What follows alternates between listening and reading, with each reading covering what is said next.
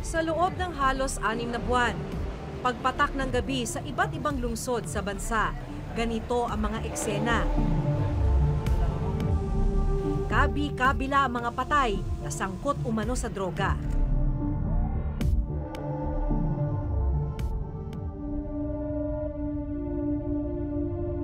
Bandang alas 10 ng gabi noong November 17, sinimulan ng buntutan ng Reporter's Notebook ang mga tauhan ng Manila Police District.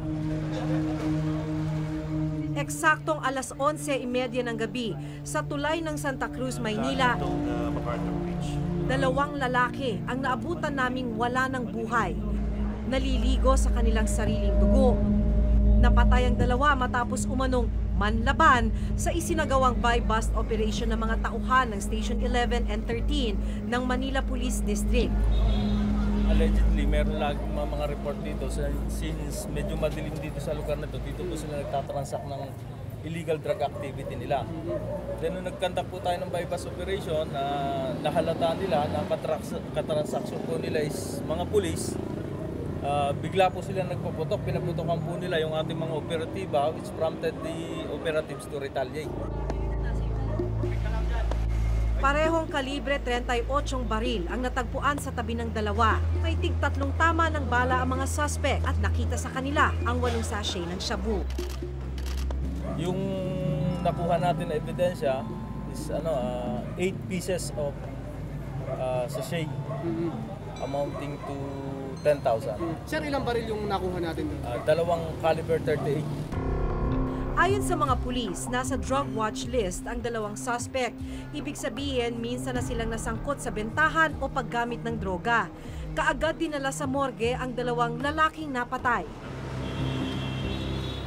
Pagpatak ng alas 12 ng gabi, November 18, sa kalye ng Remedyo sa Santa Cruz, Maynila pa rin, 2 pang patay ang naabutan namin. Ang isa nakahandusay sa tabing kalsada at may tama ng baril sa dibdib. May baril din sa kanyang tabi at isang sachet ng pinaghihinalaang shabu. Ang isang bangkay nasa may iskinita naman, may baril din ng lalaki at sachet ng di umano'y shabu. Ayon sa mga pulis, parehong nanlaban ang 2 drug suspect. So yung pulis natin na nakasibilyan and together with a confidential informant, they went to a buy-bust operation. Nakaramdam sila, kumuha ng baril, and then yung isa nakatakbo sa alley natin dito, and yung isa is, yan, dito po nagkaroon ng engkwentro.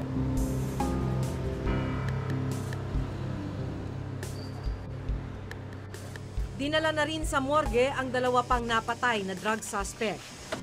Mula July 1 hanggang December 6, umabot na sa mahigit 2,000 ang napapatay na pinaghihinalaang sangkot sa pagbebenta o paggamit ng ipinagbabawal na gamot. Kung susumahin, aabot sa 12 katao ang napapatay kada araw.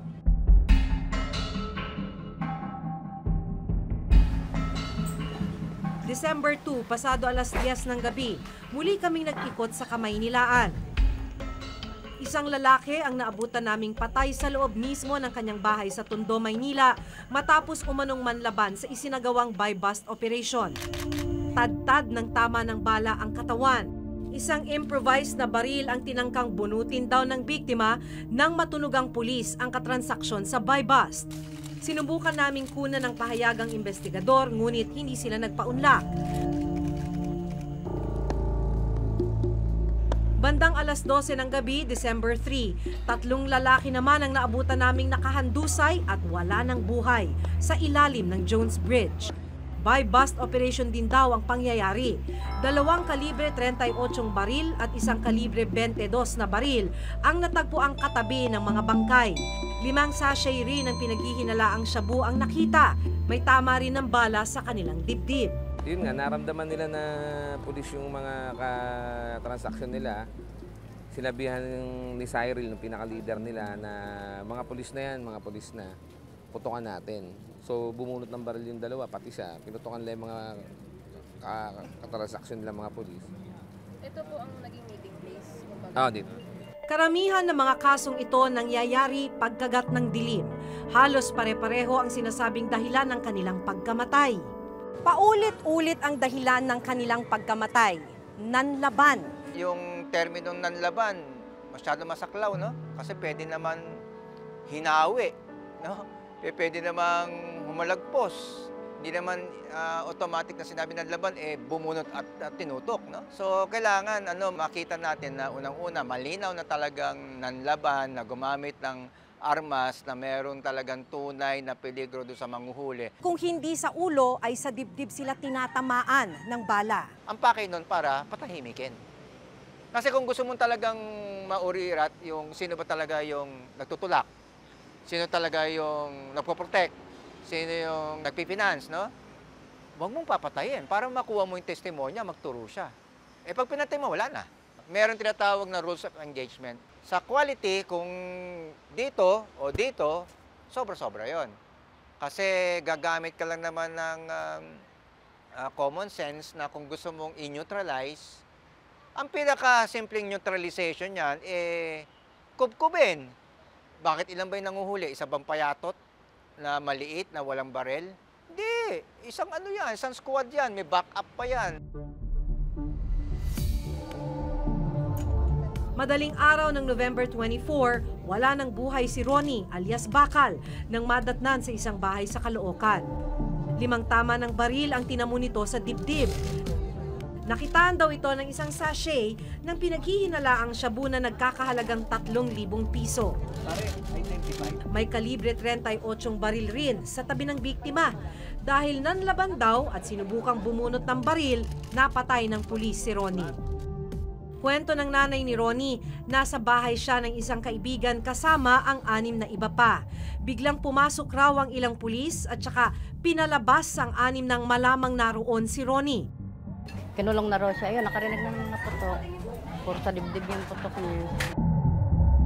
Dati-dati, yung gumagamit talaga, aminado ko. Pero hindi siya tulak. 4 ang iniwang anak ni Ronnie. Hanggang ngayon ay mahirap daw para sa pamilya na tanggapin ang nangyari. Sabi ko nga sa mga pulis, sana sir, hindi nyo na lang po pinatay. Binugbog nyo na lang sana, tapos kinulong nyo kahit habang buhay. Na hindi nyo napalabasin, at least makikita namin na buhay yung anak ko, madadala namin pagkain. Nitong Martes, nakatakdang ilibing si Ronnie matapos ang 2 linggong pagkakaburol. Pero tumanggi ang punerarya dahil may utang pa palang 30,000 piso ang pamilya para sa kinuha nilang funeral service. Ang gusto mangyari, i-full paid. Kalahati lang po yung nabigay namin.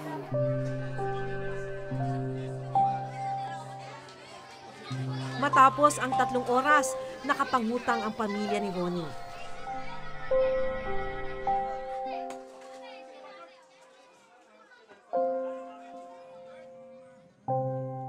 Nahimlay sa huling hantungan si Ronnie, pero kasama na niyang malilibing ang mga tanong ng kanyang pamilya kung bakit siya pinatay.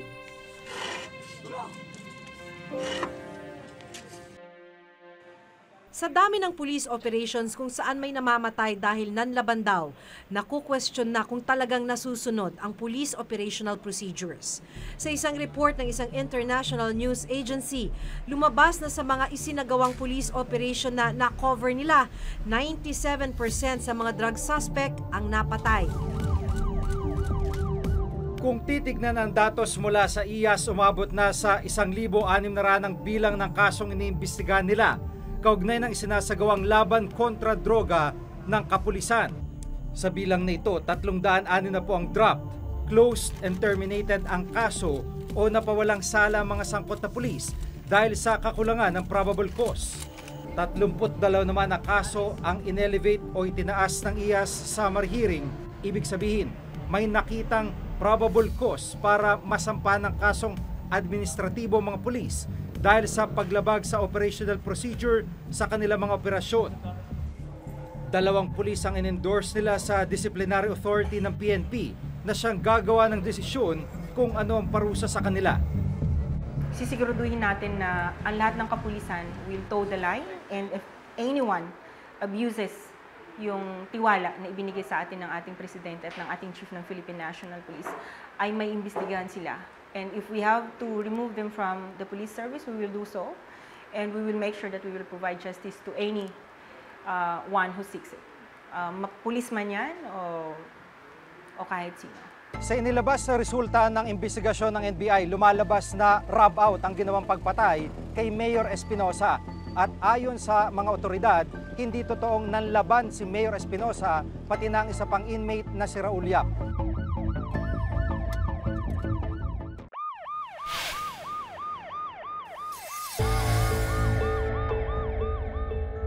Sa patuloy na pag-ikot ng Reporter's Notebook sa Kamaynilaan, nabutan namin ng isang lalaki nitong nakarang Martes, December 6, bandang alas 10 ng gabi sa Pandacan, Maynila na nakasubsob at wala ng buhay. Bypass operation ang pinagmula ng engkwentro sa pagitan ng mga pulis at ng sospek. Nanlaban daw ang sospek sa mga pulis. Kasama ng 24 na taong gulang na biktima ang kanyang ina na nasa watchlist din daw ng mga pulis. Natunugan daw ng lalaki na pulis ang mga katransaksyon nito habang isinasagawa ang bypass operation. Nakaligtas ang nanay ng biktima at dinala sa police station. Yung parents niya, yung nanay niya, actually, verify sila na tulak sa lugar na to, ayon sa barangay natin. Sumuko na yan, pero meron tayong reports, verified reports na hindi naman sila tumigil ng pagtutulak. Pinutukan makikita ninyo yung tama ng baril kasi hinabol yung PB natin hinabol, wala siyang baril Bukod sa mga napatay sa police operation, may ilan ring napatay na mga hitman na natuklasang mga pulis pala.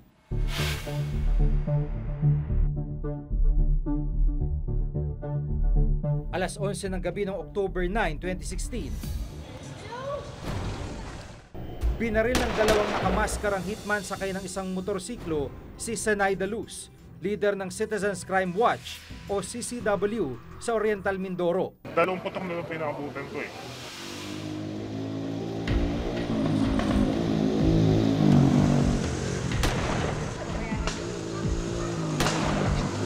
Hinabol at binaril pa ng Gloria Police ang dalawang sakay ng motor. At dito nagulat sila sa kanilang natuklasan. Tropa! Dahil ang dalawang nakabonet at nakapiloka ay parehong pulis pala. Nakilalang dalawang sospek sa pagpatay kay Zenaida Luz bilang sina Senior Inspector Magdaleno Pimentel Jr. at Inspector Markson Almirez. 2 buwan matapos ang insidente, nasa ospital pa rin ang dalawang pulis. Sinampa na sila ng kasong murder ng pamilya ng biktima. Hanggang ngayon, hinihintay pa rin ang warrant of arrest para sa mga sospek. Minsan ang sinabi ng ilang opisyal ng gobyerno na dapat ituring na lehitimo at may regularidad ang mga operasyon ng pulisya kung saan may mga napapatay na drug suspect. Huwag na kayong magpapagmahal, huwag na kayong bumalinis.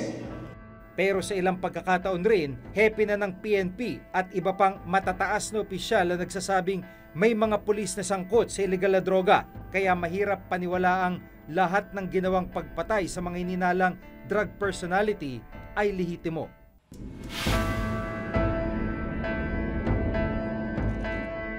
Yung tinututukan ko nung una pa lang, yung vigilante killing, 4,000 na yon, more or less. Mas marami yon. At doon, meron namamatay na pulis. Nakakalungkot kanina, narinig natin, pulis laban sa pulis. Nakakalungkot din, na maraming patay. May drug lord sa drug lord, pulis laban sa pulis. Kasi, Your Honor, hindi natin maiwasan natin. Meron talagang pulis na involved sa drug trade, Your Honor. Tama, okay. Gusto ko sana ma-reform yung PNP. Kasi, mahal na mahal ko yung organisasyon namin. Ako'y hirap na, but I will never surrender. Naging emosyonal si PNP Chief De La Rosa matapos magbigay ng testimonya ang drug lord na si Kerwin Espinosa tungkol sa pagbibigay ng payola sa ilang mga pulis sa Leyte. Isa sa kanyang pinangalanan ay si Superintendent Marvin Marcos, ang nanguna sa paghain ng search warrant sa kanyang nasawing ama na si Albuera Leyte Mayor Rolando Espinosa Sr. Ano ang maitulong ko? Sabi niya, ganito kasi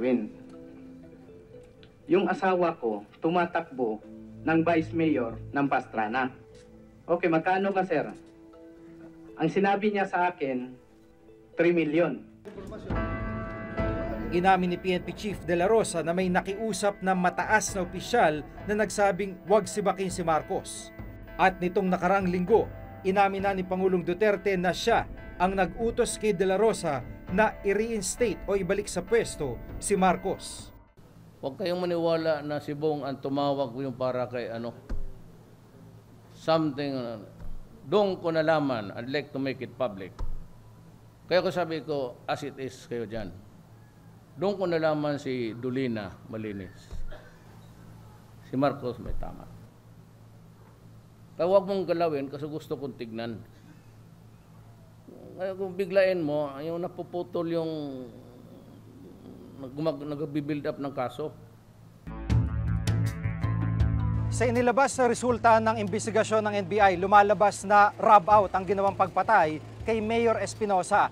At ayon sa mga otoridad, hindi totoong nanlaban si Mayor Espinosa pati na ang isa pang inmate na si Raul Yap. Kinuha rin daw ang warrant para masabing lehitimo ang gagawin nilang operasyon. Mayroong sa likod ninyo na nagprotekta. Sinampahan ng kasong kriminal ang NBI ang 24 na tauhan ng CIDG Region 8 at Regional Maritime Unit ng PNP, Eastern Visayas. Kabilang narito si Superintendent Marcos at Chief Inspector Leo Laraga na nagsabing siyang bumaril kay Mayor Espinosa. I will not allow these guys to go to prison. Maski na sabihin ng NBI ang murder. Total, under mo yung NBI ko. Ay, under ko rin yan Department of Justice. But just to tell you, I do not interfere. May findings sila, good. Bahanan yung kaso. Pero hindi ito ko pabayaan itong mga polis na sabi. Kasi sabi, ako ang may utos The President should have waited for the result of investigation at recommendation ni Chief PNP before he does anything else. The fact na nakialam siya, yun nga sabi ko, opens the door to suspicion na may kinalaman siya actually doon sa nangyari. Puna ng ilan, lumalakas ang loob ng ilang pulis dahil na rin sa mga salitang binibitawan ng kanilang matataas na opisyal. Yan ang dahilan, isa sa mga mayor na dahilan bakit mayroong impunidad. Imbis na usigin, litisin, parusahan yung mga miseryosong mga paglabag ng karapatang pantao, binabasbasan mo pa, pinopromote mo, nire-reinstate mo. Kasi ako, naniwala ako sa pulis. Kasi kami mga mayor, mga congressman, sino man paniwalaan nila? Ang pulis o ang kriminal? There are 4 million addicts in this country. Sinong may kagawan nito? And there is one lousy soul. Yun ang gusto ninyong paboran.